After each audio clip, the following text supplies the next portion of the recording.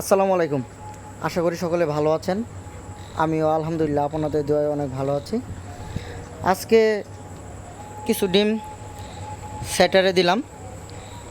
দেখেন ডিম বাছাইয়ের কাজ চলতেছে।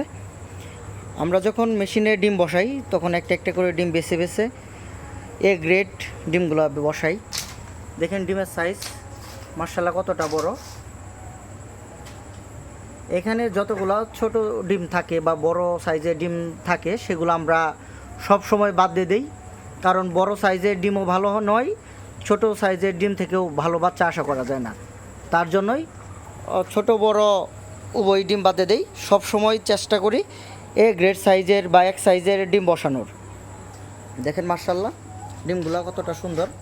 যে এগুলা ডিম আজকে সেটারে ঢুকবে। দেখেন ডিম সমস্ত ডিমগুলো সেটারে ঢুকবে আজকে।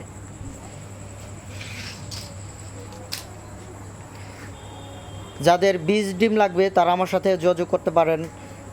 যাদের অরিজিনাল টাইগার মুরগির বাচ্চা লাগবে তারা আমার সাথে যোগাযোগ করতে পারেন। আর টাইগার মুরগি পালন বিষয়ে যে কোনো তথ্য লাগলে আমার সাথে পরামর্শ করতে পারেন। ইনশাল্লাহ আমি আপনাদের সব সময় ভালো পরামর্শ দেওয়ার চেষ্টা করব। আর আমার ভিডিও ভালো লাগলে অবশ্যই আমার চ্যানেল সাবস্ক্রাইব করে দিবেন। আমার সেটার মোটামুটি ডিমে পরিপূর্ণ। আজকে আরও ডিম ঢুকবে অনেকগুলা। শুধু সেটারই নয়, আমাদের হ্যাচারেও অনেক ডিম দেওয়া আছে। এটা আজকেই দিয়েছি, এটা আগামী 3 দিন পরে ফুটবে। দেখেন ডিমের সাইজগুলো মাশাআল্লাহ কতটা সুন্দর। আমরা যখন হ্যাচারে বা সেটারে ডিম দেই তখন একটা একটা করে বেছে বেছে ক্যান্ডেলিং করে তারপর আমরা ডিম হ্যাচারে দিই, যাতে সেটা থেকে অবশ্যই ভালো মানের বাচ্চা বের হয়।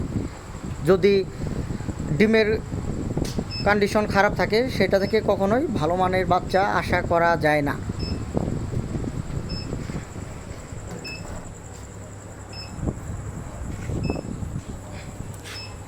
ডিম বাছাইয়ের কাজ চলছে, সেই সাথে ডিম বসানোর কাজ চলছে। আমাদের এক একটা ট্রেতে 101টা করে ডিম আটে।